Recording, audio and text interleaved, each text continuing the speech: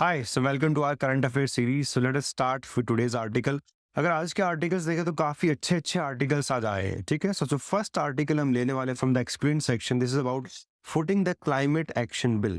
So if we see this article, why does this becomes important? Try to understand this, that the whole world is going through a phase of climate change. और सबसे ज्यादा important क्या चीज होने वाली है उसको stop करने के लिए, that we have to change the way we produce energy, we have to change the way we use appliances. How is that going to happen? That shift is required towards green renewable energy. And eventually वो करने के लिए बहुत सारा finance चाहिए, right? And developing countries, they're asking for such finance from developed countries from last many years, but we've not able to see that kind of a response from their side. So let us try to understand this, right? So जब भी हम बात करते हैं climate finance की, तो दो चीज़ों के लिए हमें फाइनेंस चाहिए होता है. एक हमें चाहिए होता है for mitigation purpose, and the second is required for the adaptation purpose.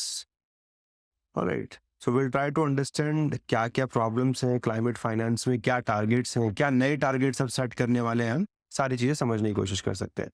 So in 2009, developed countries committed to raising $100 billion annually for the climate change. They have not done so, and ahead of COP29, which is going to happen this year in Azerbaijan, Baku, negotiators are working on a new climate finance budget. So try to understand. मैंने एक बहुत अच्छा figure दिया है जिसमें 2013 से लेकर 2021 तक का इन्होंने ओवरऑल डेटा दिया कितना क्लाइमेट फाइनेंस अवेलेबल हुआ था. This climate finance has been further divided into various categories, including bilateral public, multilateral public, export credit, mobilized private, and finally is the overall total fund. तो अगर हम अभी तक देखें, पिछले 7-8 साल में एक बार भी $100 बिलियन का विंडो ब्रीच नहीं हुआ है. That is one which is very very important for prelims. Second, which is equally important, जिस तरीके से ये फंड्स को डिवाइड किया बायलैटरल पब्लिक एक्सेट्रा, ऐसे हमने शुरुआत में नहीं बोला था. We ask for directly concession from the developed countries at least the cheaper level finance उनको करना था, बट वैसे उस तरीके से ये बना नहीं है. अगर आप इनके फर्दर डेफिनेशंस में देखोगे, that the bilateral public climate finance, this is provided by donor countries, development finance agencies and institution. Multilateral वाला है मल्टीलेटरल डेवलपमेंट बैंक, जैसे वर्ल्ड बैंक वगैरह दिया. एक्सपोर्ट क्रेडिट है, इस पे उन्होंने कुछ रिलैक्सेशन दिए हैं on the services and goods related to climate related. And finally is the private finance. So anyway, data is given by OECD and this is the overall climate finance provided and mobilized. अब देखो mobilized, it's a very gray area, right? Let us see the overall perspective. So in 2022, climate change conference which happened in Sharm el Sheikh decided to set up a loss and damage fund, right? What is loss and damage fund? And whichever countries, the developing countries, they are facing the problems or they have to recover from the climate disaster. जो भी loss हुआ है या damage हो चुका है, उसके लिए तो कुछ कंपेंसेशन होना चाहिए ना. अडेप्टेशन तो आगे फ्यूचर में करते रहेंगे, बट उसके लिए क्या करेंगे? And eventually the Dubai conference last year, it also talked about global stock take. Global stock take को उन्होंने एक तीन टर्म दे दिया, GST, which is not good enough because India में GST means something else. But anyway, global scoping, it's about reviewing what kind of climate policies are being pursued by various countries और उसका impact क्या रहा है. So a review of ongoing climate action which resulted the first ever explicit acknowledgement of need to transition away from fossil fuel, and we have to triple the global renewable energy capacity by 2030. This is something which you need to remember. And this year the focus is going to be on NCQG. Now ये नया term है जो आपसे prelims पे पूछा जा सकता है. What is related to NCQG? So what is this related to? New collective quantitative goal on finance, जो इस साल हम फाइनल करने वाले हैं. The expression most likely है ना जो इसको dominate करेगा, this is NCQG. अब इसके बारे में पढ़ेंगे. What is this? So this is a convoluted way to describe the new amount that must be mobilized by developed countries every year from 2025 onwards to finance climate action in developing countries. ठीक है? Previously, this amount is going to be way higher than $100 billion. And why is this important? This NCQG is extremely important. For what purpose? For development, for developing countries, and discussion on this new amount has been ongoing for a couple of years at least. काफी साल से इस पे बात चल रही है कि यार एग्जैक्टली अमाउंट कितना होना चाहिए. एंड रिसेंटली एक 2-day मीटिंग हुई है इसमें with respect to this in Denmark, उसके बारे में बात करेंगे बाद में. So how much money is required right now? अब this figure is something which is nobody is able to have a kind of consensus on this, है ना. अगर हम इसको पूरा ठीक से पढ़े तो in 2021 UNFCCC की मीटिंग हुई थी, and in this meeting they asked about around $6 trillion annually. 6 trillion annually between then and 2030 just to implement their climate action plan. $6 trillion, which is a humongous sum, right? It is around twice the GDP of India. Now the important thing is, अभी जो final agreement sign हो रहा है उसमें बात जो चल रही है, the transition towards low carbon economy, that can only happen if we spend $4 to $6 trillion every year until 2050, तभी ये हो पाएगा. And now what is very important that कि अभी recently there was a target which was given in Dubai that the cost of shifting towards renewable energy will be around $30 trillion until 2030, and this is a figure which is given by International Renewable Energy Association. उन्होंने इस figure को हमें दिया है. Now anyway, the important thing is कि अगर हम 5 से 60 ट्रिलियन डॉलर की अगर फिगर लेके चलें, it means 5 to 7% of global GDP. जितनी भी ग्लोबल जीडीपी है वर्ल्ड की, उसका 5 to 7% है. अगर 5 to 7 ट्रिलियन डॉलर को हम अज्यूम करके चलते हैं, anyway, okay, so this is going to increase. अब प्रॉब्लम क्या है, पहले इसकी जो कॉस्ट थी वो hardly 1 to 1.5% of global GDP था, जो बढ़ के 5 से 7% तक हो गया है. And this is something which is the rising cost of climate in action. अगर हम एक्शन टाइम पे नहीं लेंगे, ट्रांजिशन नहीं करेंगे, टेक्नोलॉजीज क्लीनर नहीं यूज करेंगे, तो ये कॉस्ट इंक्रीज होती चली जाएगी. ये कभी भी कम नहीं होने वाली है, ठीक है. इसलिए हमें एक्शन अभी लेना ही पड़ेगा. In fact India has said to the developed nation that कि यार आप इसको कम से कम $1 trillion पर ईयर तक ही रख लो, 5 से 7 तो छोड़ो, because that is something which is a humongous figure and that is very difficult to reach also. सबको पता है उस चीज का. Okay, even the executive secretary of UNCCC climate change, he is also talking about that we are not talking trillions, है ना, we are talking trillions, not billions. हम billions की बात ही नहीं कर रहे. $100 billion बहुत पुरानी फिगर हो चुकी है. While ironically the organization, his own organization, Simon Steel की जो खुद की organization, that is also facing the shortage of funds. So how will this money be used? इसका हम किस तरीके से utilization करेंगे? So developed countries would like to make sure that transparent and inclusive process is instituted to monitor and measure whatever amount is finally agreed upon. Unlike the $100 billion figure, जो पहले figure पहुंची थी, वो पता नहीं किस basis पे भी लेके आए थे, विदाउट एनी कंसल्टेशन था, एंड फाइनली वो इम्प्लीमेंट भी नहीं हुआ. तो this time around we need to have a very transparent process, and this process right पहले से डिफाइन होना चाहिए, कैसे होना चाहिए. और एक सेकंड लेवल प्रॉब्लम है जो कि पहले एड्रेस नहीं हुई थी, जो इस बार हमें करनी पड़ेगी, that whatever sum is going to come, this should be distributed among mitigation, adaptation, loss and damage, as well as several other heads. किसके अंडर कितना expenditure allowed होगा. And finally, even more important, climate finance flows are currently heavily skewed in favor of mitigation actions, while developing countries are wanting that कि आप इसको adaptation के लिए दो, है ना. This is something which is very very important. So please try to understand. ये article काफ़ी इंपॉर्टेंट आपका प्रीलिम्स के लिए भी है, मेंस के लिए भी. इनफैक्ट मेंस के लिए आपका एक ऐसे क्वेश्चंस पहले आ चुके हैं. किस टाइप के क्वेश्चन आ चुके हैं कि जैसे पहले हमारा जो क्वेश्चन आया था that was with respect to carbon credit, है ना. Carbon credit was also kind of climate finance which was there, but now we are talking about direct money. Carbon credits की जो एक विंडो थी वो उतना कारगर नहीं रही है आज की डेट में. This is going to become very very important, because सारी जो बातें क्लाइमेट चेंज की धरी की धरी रह जाएंगी अगर ये हम नहीं करेंगे. सेकेंड, अभी एक टॉपिक न्यूज में है, that is about archaeological survey of India. So archaeological survey of India will delist some lost monument, है ना. Some monuments have been lost और उसको वो डीलिस्ट करने वाला है. And the article is talking about what's happening and why, है ना, what are the specific loss. So recently what has happened, Archaeological Survey of India has decided to delist 18 centrally protected monument that it has assessed are not part of national importance. उसको वो delist करने वाला है. The 18 are part of earlier list of monument that has said they are untraceable. हम untrace हो गए हैं, हम पता ही नहीं चल रहा हमें कहाँ गए. Then इसके अंदर क्या क्या है, जैसे खोस मीनार है, this for prelims because उसका लॉजिक नहीं है. मीनिंग हमें समझना पड़े, मीनिंग ऑफ डीलिस्टिंग. डीलिस्टिंग का क्या है, क्या होगा वो भी समझते हैं. सो ASI, as it works under the Ministry of Culture, it is responsible for protecting and maintaining certain monuments and archaeological sites that have been declared of national importance under which act?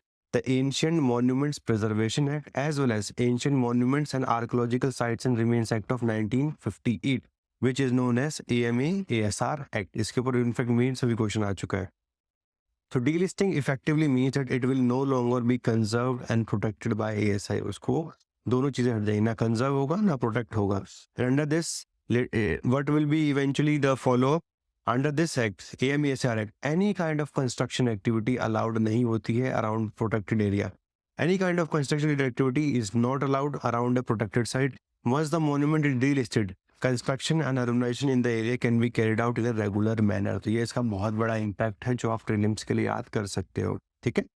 Then here decrease हो जाएगी figure from 3693 to 3675 and the gazette notification has come with respect to this on 8th of March.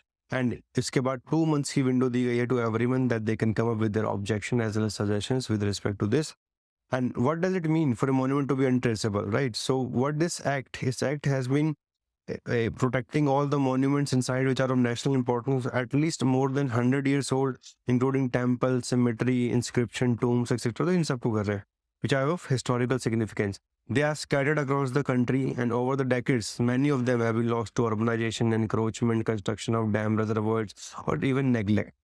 And as we have seen, ASI should regularly inspect protected monument, but वो हो नहीं पाता. They don't have the capacity. In fact, इसके ऊपर काफी ज़्यादा detail एक report भी आई थी. The report came from the CAG office.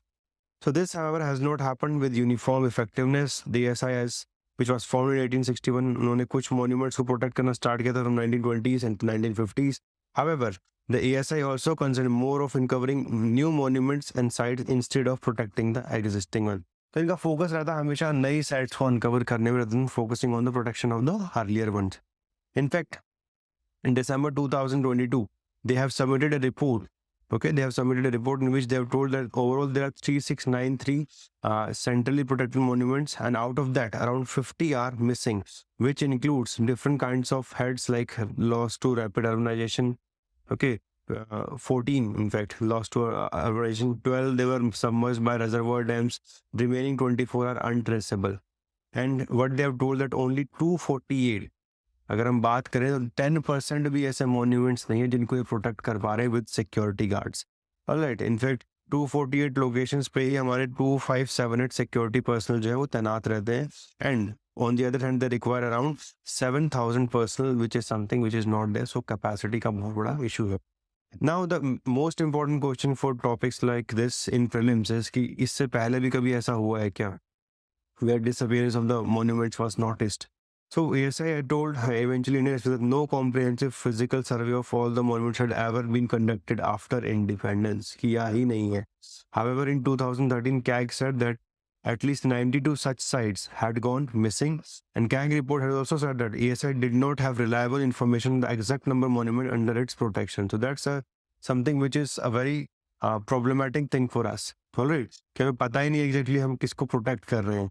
And then parliamentary also noted that out of 92 monuments declared as missing by CAG, 42 have been identified due to efforts made by ASI, and while the remaining 50, 26 were accounted for as earlier, while 24 they are untraceable.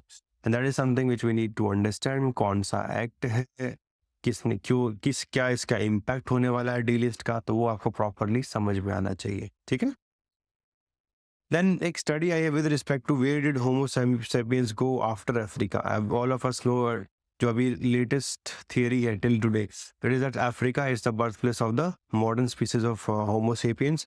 So our species roughly emerged in Africa more than 3 lakh years ago with a migration out of continent around 60 to 70,000 years ago, and that led to the beginning of the global spread of Homo sapiens. ठीक है, वो spread शुरू हो गया. What did the study find? अभी study ने क्या कहा कि after this, okay, after the initial banned society, because जो initial Paleolithic phase था उसमें banned society था. Banned society include at max 100 people living together, right? तो वो technical आपको याद रखना पड़ेगा. They appear to have lingered for thousands of years as homogeneous population in geographical hub that spread in Iran, southeast Iraq, and northern Saudi Arabia, before going to settle all of Asia and Europe starting from 45,000 years ago. तो ये एक latest study आई है, ठीक है. ये study जिसको conduct किया है by University of Padova and University of Mainz Germany. वहाँ से ये स्टडी आई है कि भाई इनिशियली वो अफ्रीका में थे. From Africa they migrated to these areas of our West Asia including Iran, south east Iraq as well as north east Saudi Arabia. Why did they go to this area? Because they were finding ideal habitat. And the name which has been given to this area is Persian Plateau. Alright. And our results, they have said in the results, our results provide the first full picture of whereabouts of ancestors of all present day known Africans in the early phases of colonization of Eurasia. And these people lived in small mobile bands of hunter-gatherers, and these areas were having ample resources for their consumption, including the animals which they were able to do, even the diet which was required by them, including edible plants, etc. And the small animals, they were available here. The people inhabiting the hub at time apparently had dark skin and dark hair, resembling the Gormus or the Anok people living past in the areas of East Africa. Okay, so they are saying they are comparable to the Anok people. Cave art also started during the same time period, and eventually we also see the settlements in different parts of the world. तो इतना important मैं इसको नहीं कहूँगा, but फिर भी ये है कि एक idea आपको लग जाना चाहिए कि एक नई theory आई है which talks about how the people moved from Africa, and from Africa they eventually moved to the area of Iran, southeast Iraq, as well as northeast Saudi Arabia, and the area was very much habitable. In fact, जो V. Gordon Child है, V. Gordon Child is one of the most famous archaeologists from Australia. उन्होंने जब अपनी thesis दी थी with respect to Neolithic, तो उन्होंने भी इस एरिया को चूज किया था कि एग्रीकल्चर की भी जो बिगिनिंग है in the world, it starts from this area itself. Right, so please remember this. Now one topic which has been covered here, it is about ICCC. See full form पहले देख लेते हैं. It is about integrated command and control centre. तो army से रिलेटेड नहीं है, it is with respect to agriculture, कृषि, है ना. तो नाम से पता नहीं चलेगा ICCC किससे रिलेटेड है, बट ऐसा भी बेसिक लेवल क्वेश्चन आने के चांसेस हैं इस एग्जाम में. और यही होता है कि भाई देखो, हर साल उन्हें कुछ एक्स्ट्रा कुछ नया करना होता है, तो वो ऐसे ही होता है. सो व्हाट इज दिस कृषि ICCC? ये आप GS3 के लिए भी पढ़ सकते हो, बिकॉज GS3 में एग्रीकल्चर के लिए क्या स्टेप्स लिए जा रहे हैं for digitisation, for increasing farmers income, for ensuring sustainability of agriculture in India. तो वहाँ सब में ये आप स्टेप में मेंशन कर सकते हो. Use of technology to improve agriculture, वो भी इसमें आ जाएगा. तो this is a tech based solution involving multiple IT application platform. तो एक तरीके से इन्होंने डैशबोर्ड बनाया है जिसमें सारी चीज़ें इनको पता चलती रहेंगी. सेंटर कहाँ पर है? ये मिनिस्ट्री ऑफ एग्रीकल्चर के अंदर है. ऑलराइट, एंड क्या क्या यूज़ करते हैं? It use the state of art technology such as artificial intelligence, remote sensing, geographical information system to collect and process large amount of granular data on temperature, rainfall, wind, speed, crop yield, as well as production estimate, and present in the graphical format. उन्होंने actually 8 large screen लगाई है, 55 inch LED लगाई है, which can give us real time data of crop yields, production, drought situation, cropping pattern. Okay, and this is something which is going to be very useful because evidence based अगर policies बनती है, evidence basis पे अगर policy initiatives लिए जाते हैं और फिर implementation होता है तो उसका outcome बहुत अच्छा आता है. ठीक है, so you can see the relevant data as a result of this, and this uses platform including कृषि decision support system जो अभी बन रहा है eventually to collect micro level data, process it and present the macro picture. And this has a contact center and a help desk facility with the operator's handset capable of being converted into a call center. Now, overall objective क्या है?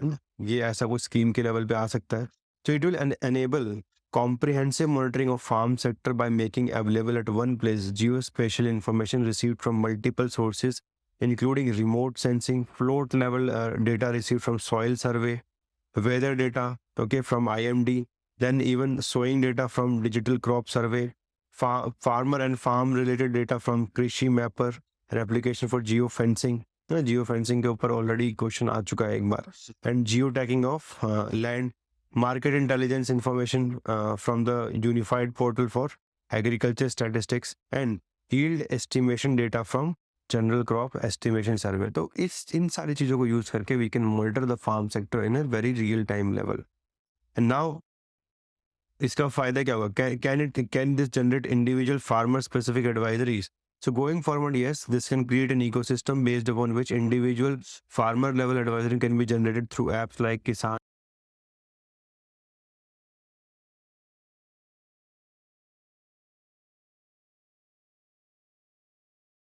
and e-Mitra chatbot developed for PM Kisan beneficiaries. And the AI machine learning based system will identify farmer through his or her mobile number, Aadhaar card, और फिर उसके basis पे उनको वो काफ़ी सारी इनपुट्स दे सकता है. It will then generate advisory. For this system will use the Bastini platform that allows translation into several Indian languages. Because क्या है ना कि सारे जो फार्मर्स हैं, they do not have that any single language, किसी सर किसी को हिंदी नहीं आती है तो depending upon the regional language को कन्वर्ट भी कर देंगे।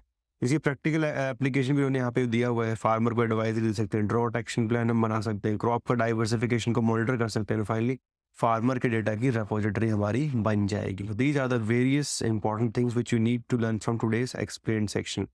अगर मैं आप बोलोगे इंपॉर्टेंस के लेवल पे तो क्लाइमेट एक्शन वाला टॉपिक सबसे ज़्यादा इंपॉर्टेंट है। ICCC जैसे क्वेश्चन प्रीलिम्स में आ सकते हैं आपके, ठीक है। अफ्रीका वाला आई वुड से सिर्फ याद रखना, ठीक है, because they have mention this tebde cave in Iran, okay. तो ये इसको आप याद कर सकते हो मैपिंग के पर्सपेक्टिव से। एंड जो नीचे ASI वाला टॉपिक है वो बस हमें इसलिए याद रखना है कि इवेंचुअली क्या इम्पैक्ट होता है, ठीक है, of D listing of the monuments of national importance.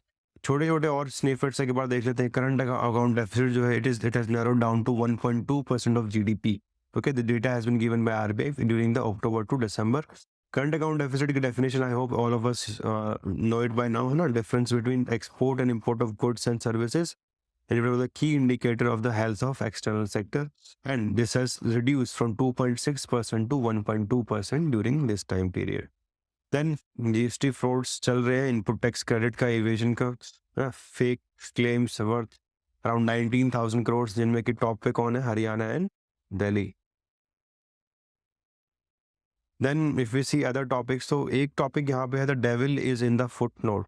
So what has happened, right, बहुत सारी आपकी रिपोर्ट्स आती रहती टाइम टू टाइम। जो अभी हमने लेटेस्ट बात भी किया था, वर्ल्ड इनइक्वालिटी लैब, इसने रिपोर्ट दिया था income and wealth inequality in India and the rise of billionaire Raj. So this report talked about कि इंडिया में 1% जो सुपर रिच पीपल है, they are having more than 20% of the annual income, and wealth की बात करें तो 40% तक increase हो जाती है।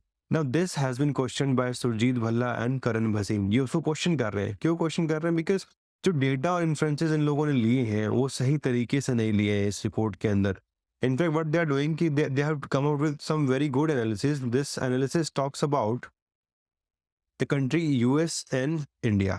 What they have said that US represent a much richer information environment with a plethora of data on income as well as wealth relative to an emerging market economy like India, right? Because we are always data constrained environment. हमारे पास ठीक से data होता ही नहीं है किसी चीज के लिए, specifically with respect to this. So what had happened that these same gentlemen who was given a report with respect to India, they also had done a similar kind of analysis for USA. And they were not able to do it without any errors. तो वो बार बार उसको revise करते रहे। कभी उन्होंने कहा top 1% है 9%, बाद में उसको 15% कर दिया, फिर कुछ और कर दिया। Similar kind of problems can happen with respect to India also, with respect to policy making. So that's why they have said that कि जो ये एनालिसिस आया है, दिस इज नॉट हैविंग कि अनमैच्ड लेवल ऑफ डेटा नहीं utilise किया है, methodology को क्वेश्चन किया इन्होंने। But anyway this is something, अब उसके अंदर हम स्टैटिस्टिशियन का एग्जाम तो ये है नहीं UPSC सिविल सर्विसेज वाला, तो उसके अंदर नहीं जाने वाले। बट आपको पता होना चाहिए this has been question. Then allowed abstention. So this is with respect to the steps which are required to be taken with respect to Israel, right? Israel is not stopping its war on the Gaza Strip, so even US has now come in support of a ceasefire. So let us just read this article very quickly ताकि आपको थोड़ा सा perspective समझ में आ जाए. So it was an abstention heard around the world except perhaps where it mattered most. So on March 25, US allowed the first UN Security Council resolution demanding an immediate ceasefire to be passed on. 14-0. Since Israel began its retaliation after 7th October attack by Hamas, US has already vetoed 3 times. 3 बार वो veto कर चुके हैं कि कोई ceasefire नहीं होगा. But now they are also in favor of this. And this resolution demanded both a ceasefire allowing aid to reach Palestinian civilians as well as release of all remaining hostages in Hamas custody. Unfortunately, this has not been accepted by Israel, and the Netanyahu government is painting the abstention, and even tasted criticism of humanitarian excesses in Gaza as a betrayal of Israel. So this is something which they are saying. However, the important thing is कि now अब क्या करें, right? We have seen lots of casualties in Gaza, and this is the time where we require to think of us as a human first, rather than talking with respect to divisive politics or being only influenced by ideas of nationalism. These critics of US stand on Israel points to 2 factors. First, that given that resolution is non-binding and US continues to supply weapons, ना एक बार बात कर रहे हैं ceasefire, but they're also supplying weapons and aid to Israel. it is little more than rap on the knuckles. Second, it is a gesture which is merely to mollify the significant number of Democrat voters opposed to Israel's successes in Gaza ahead of US presidential elections. This criticism, however, ignores the fact that Washington has been Israel's strongest supporter and, in fact, a shield in international fora and by far its staunchest ally. In addition, Euro has taken place in the broader context of increasing disagreement between US President Joe Biden as well as the Netanyahu. Israel's PM has reacted sharply to US vote and scrapped the visit to Washington of a senior Israeli delegation to discuss the proposed ground offensive in Rafah, which which US has opposed. But now the problem is over 30,000 civilians have died, 13,000 of them are children. So this is the time, right? Rather than respect Biden's stated red line, Israel must not engage in ground offensive, and this is the time where it has to become more responsible. We all understand that its rights, they were affected by the actions taken by the Hamas, but right now is the time. Think of yourself as more of a human. You cannot just keep on going with the violence. Unstoppable violence is something which is not the remedy to stop these things in the long run. All right. So these were the important article from exam point of view. बाकी भी आप चीज़ें पढ़ सकते हो, but more important is like this कि जहाँ से एग्जाम में क्वेश्चन आने के चांसेस ज़्यादा हैं उसको आप थोड़ा सा फॉलो करिए. In fact we are going to improve this series. हम आपको आपसे ये भी बताइए कौन कौन से आर्टिकल बहुत अच्छे जो आप रीड कर सकते हो. Not only from the Indian express. Indian express हमेशा प्रायोरिटी रहता है मेरे लिए बिकॉज यहाँ पे बहुत ज़्यादा अच्छे डाइवर्स आर्टिकल्स आते हैं. But will also see some articles which are very good from the Hindu also. तो वो भी हम expand करेंगे in the coming times. And second, which is very very important, we're going to provide you summaries. हम आपको summaries provide करेंगे कुछ अच्छी articles या आप समझ सको note making कैसे की जाती है. And number 3, we are also going to give you important questions on these topics ताकि आपकी prelims की जो preparation है वो भी चलती रहे और mains के लिए हम आपको कुछ questions देंगे answer writing के लिए. तो अगर इतना आप करने लग जाओगे तो this can become your one stop solution for all the current affairs related problems with respect to UPSC. Alright. तो इसको आप अपनी तरफ से पूरा अच्छे से करिए. Thank you so much for following us and keep on doing the great work that you are already doing. अच्छे से अगर करोगे तो बहुत बढ़िया रिजल्ट आएगा और जल्दी आएगा. ठीक है. Thank you so much.